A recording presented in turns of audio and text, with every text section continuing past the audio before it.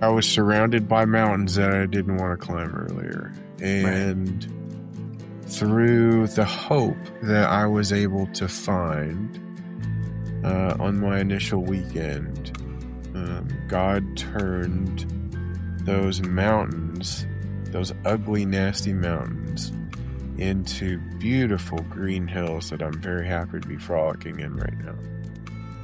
Welcome to the Crucible Project Podcast. The Crucible Project is a nonprofit organization committed to creating a world of men and women who live with integrity, grace, and courage, helping them to fulfill their God-given purpose. This podcast will discuss important and sometimes difficult topics while delivering practical life applications with men and women who are currently practicing this work. We are igniting Christ-like change in men and women through experiences of radical honesty and grace. Welcome to the Crucible Project Podcast. My name is Neil Harbison. I'm excited to be your host on today's episode. Today's guest, Bahn, a man shaped by depth, discipline, and creativity. He's a veteran who's seen life through the lens of service and sacrifice, a son and a brother, grounded in family and music, raised as a pastor's son. He carries a unique perspective on faith, identity, and purpose. Today, he's a student still learning, still growing, and an artist expressing what words alone often can't. Bahn, I'm so excited to have this conversation with you, my friend. Thanks for the amazing intro. Well, yeah, it's all you. It's good to have you here. I'm so excited to finally have this conversation with you and to get your story out there. So, Aaron, tell me the Bahn story, the Bahn we should know. Well, you mentioned it in the intro. I'm the son of a pastor. I grew up in the Lutheran church. It was a really good childhood. I've got 3 brothers, a lot of conflict there, but that is what it is. And I decided to join the military right after high school. Real desire there was to not waste my parents' money, basically. I had seen my 2 older brothers go off to college and not really have an idea or a direction. And I was not a studious person in high school by any means. I kind of saw it as just something that had to be done to get to the next step anyway. So I joined the Army on September 11th of 2000. And wow. Yeah, it was kind of crazy. I spent my 1-year anniversary in Germany, and Twin Towers happened, and that was a pretty crazy day. Let's see here. So yeah, did 4 years in the Army, did deploy to Iraq, saw and experienced a lot of incredible, crazy, things that you experience at war. It really messed with my thermometer a lot. That's kind of the way I like to put it. Yeah. Tell me more about that. Tell me more about that thermometer. Yeah. So, I mentioned I was a pastor's kid and had a really good childhood. I've got a really kind and tender heart too. And just honestly, just opening myself up to that kind of energy and those kinds of experiences, what happens with death and destruction and explosions and fear and panic, all of that kind of stuff. First of all, thank you for your service, brother. Yeah. Can't thank you enough. I mean, it was, so remember, it was 1 year before everything happened.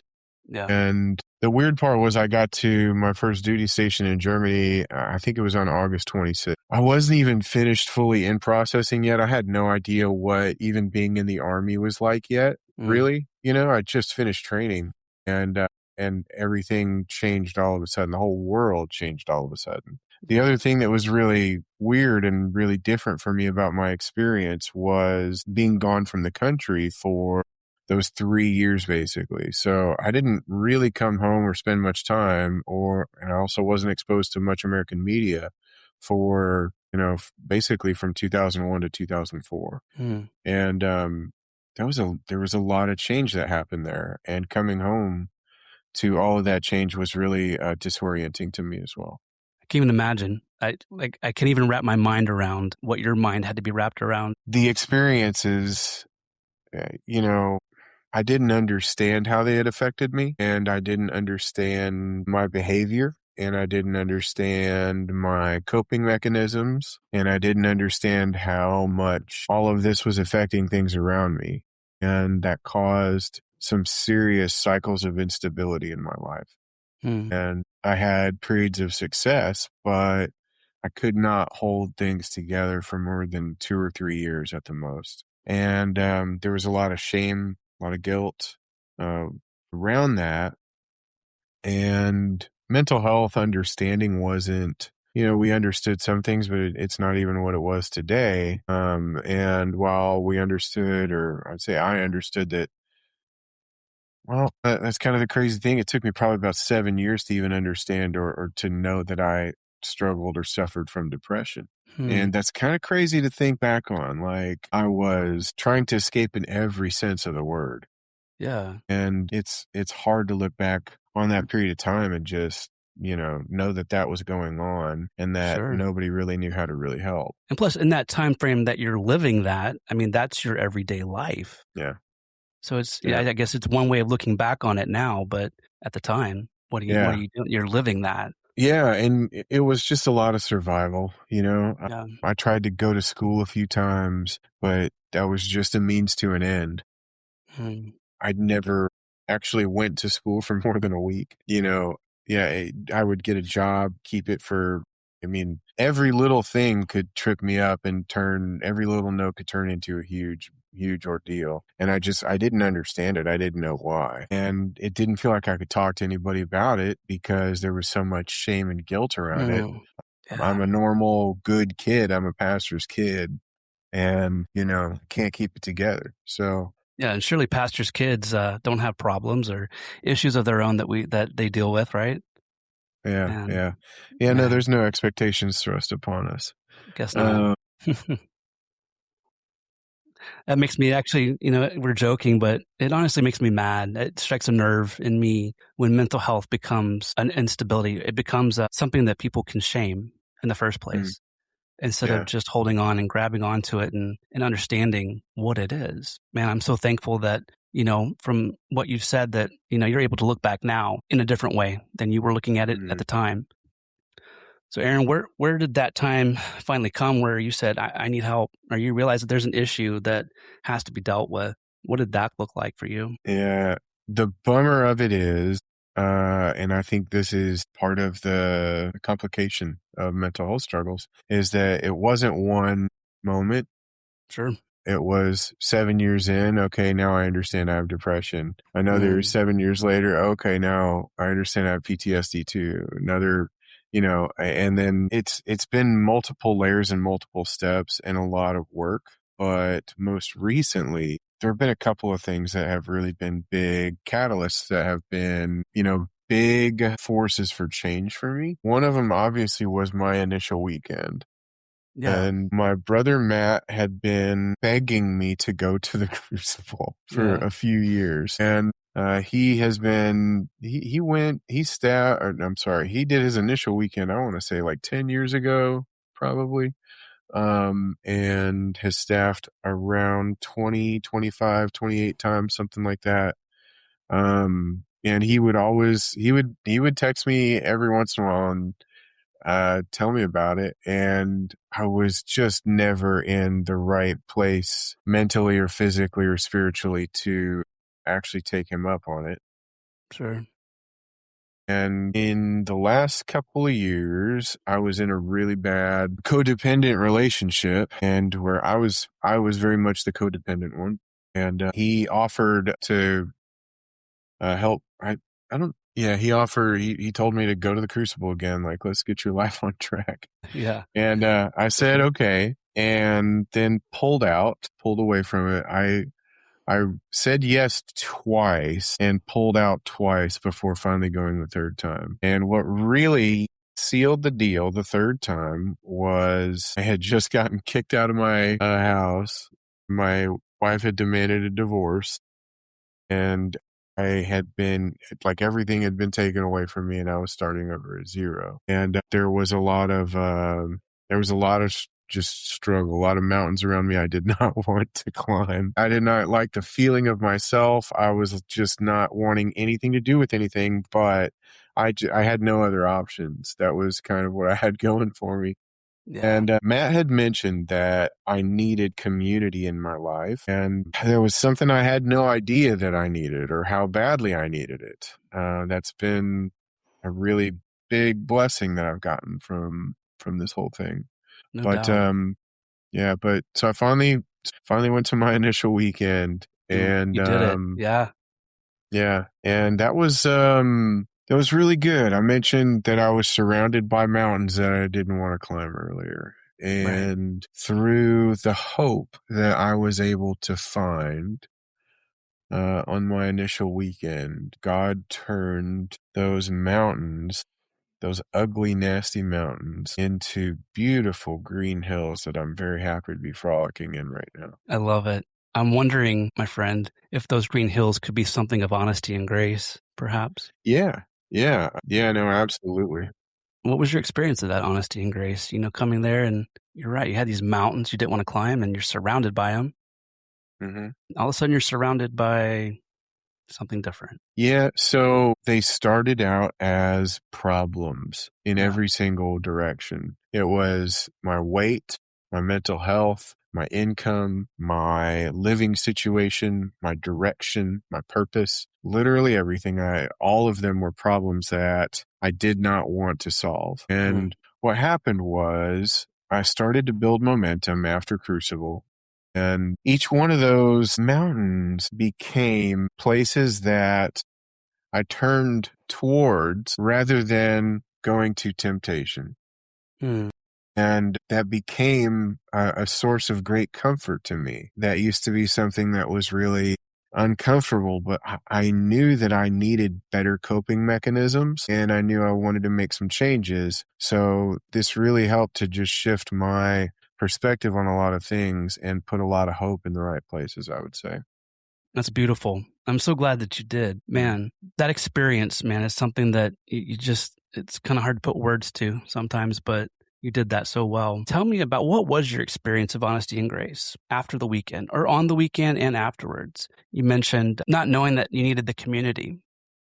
Now you have this community that is filled with honesty and grace. What is life like, after that weekend now that you have that community? Yeah, the community is huge. It's really hard to find faith communities that are comfortable nowadays. And to me, so many things in the process are done in a way that build godly bonds that make it so that our little differences don't matter. We are all focused on strengthening each other, helping each other, and we're focused on the right thing. And conflict is handled well, Mm. and Yeah. growth is handled well, and there's structure in place. Structure is such a big thing. In my worst fits of depression and anxiety and all of that, flee from structure like it's the plague.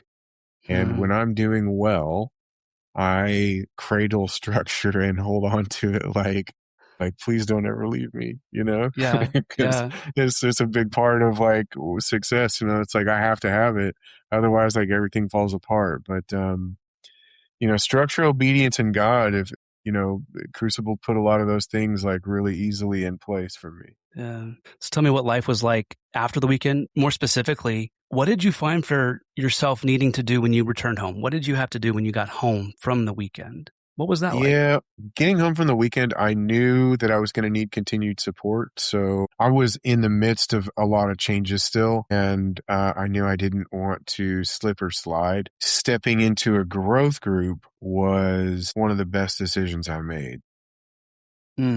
Yeah. I got so much out of that. There's a couple of things that I did really, really amazingly and really naturally through growth group. And it was learning how to make solid agreements Mm.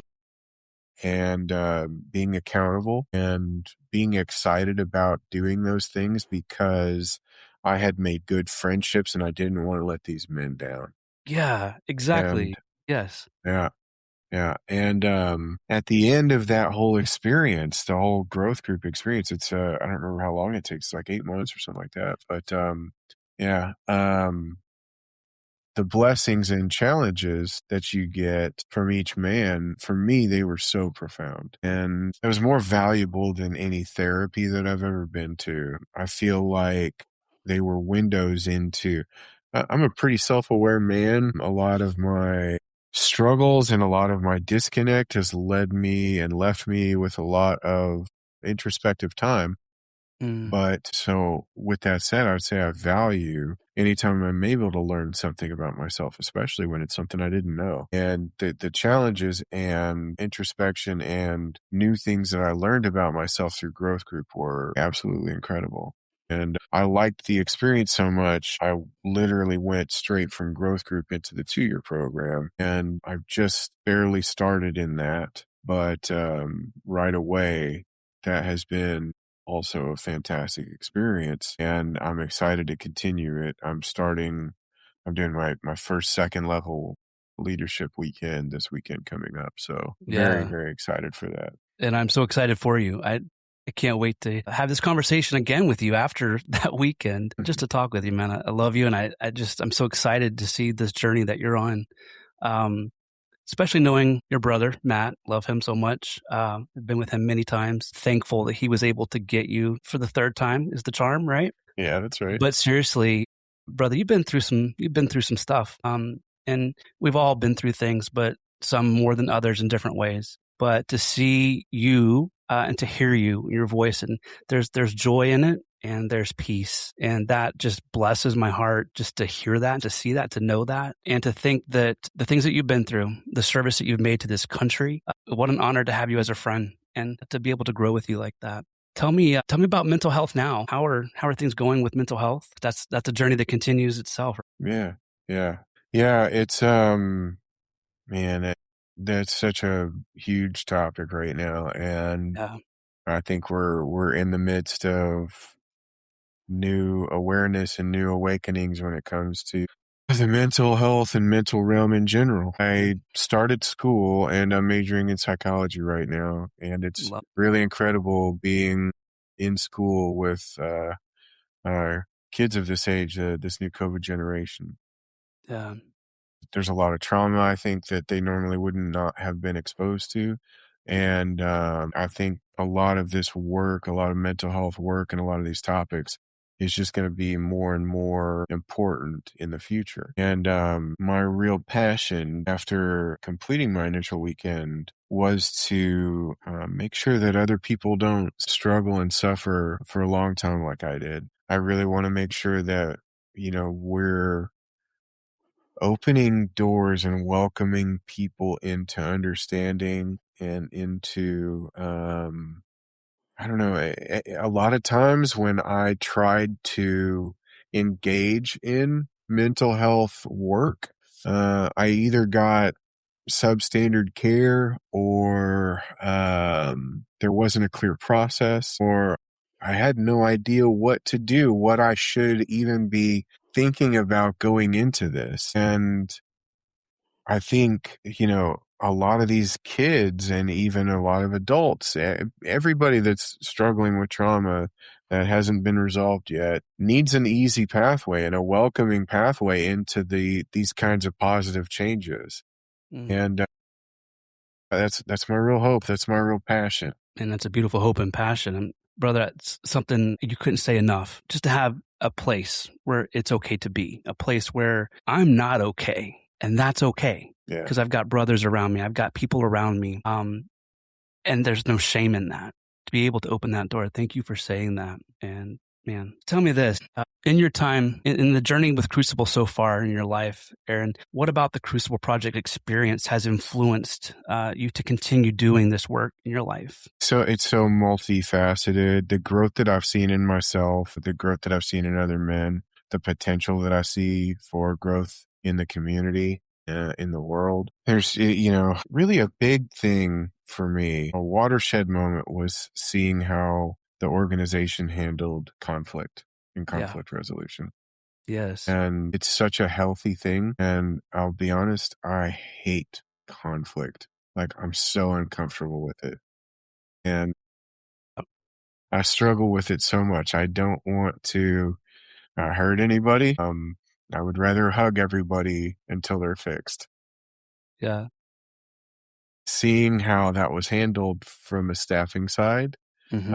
and in growth groups and into your program, accountability and conflict resolution is huge. It is an absolutely huge thing. Can be done so well. And when Yeah. done well, it's so healthy. I Yeah. remember, one of my first few staffings, going through some of that accountability and even some conflict resolution here. And I was like, what in the world is this? What at first seemed like, kind of like shrugging my shoulders, like, what is this? Like, it kind of put me off at first, but then I realized, wow, this is profound. We are getting from point A to point B, literally through this conflict, and we are still okay. We still love one another, and we're resolving conflict the right way, Mm-hmm. the healthy way, and it feels good. And like you mentioned earlier, keeping agreements with your agreements that you made, and sometimes you're not able to keep that agreement, so you renegotiate and you work on that, because one, you don't want to let other people down, but two, you want to be that man of integrity. Yeah. So yeah, I love watching people go through that, and I love going through that. So so Aaron, what's the most important thing you want to make sure our listeners hear from you today about your Crucible experience? Yeah, I think one thing I would want to impress upon everybody is not to be afraid to take that first step. Mm. It's there are so many, I know there are so many people out there suffering right now that are scared of making changes, that feel like they're trapped, that feel like they are stuck in horrible situations. Let God do some magic and take the first steps, and don't be afraid to, step into doing some real work. Yeah. Aaron Bahn, brother, thank you so much. I love that. Thank you. Yeah. Listeners, if you're out there and you have not been to an initial weekend with the Crucible Project, I invite you to check us out at thecrucibleproject.org. Take that first step and see what it's like. Aaron Bahn, thank you so much, brother. It's really good to have you today. For more information about our weekends, please go to thecrucibleproject.org. Or if you're ready to get started on your transformational journey right now, you can connect with one of our Crucible certified coaches for a free 30-minute session at thecrucibleproject.org/coaching. That's thecrucibleproject.org/coaching. If you like what you heard, connect with us on Facebook, Instagram, and Twitter. Rate and review wherever you are listening, and don't forget to subscribe on your preferred podcast platform. Thank you for listening.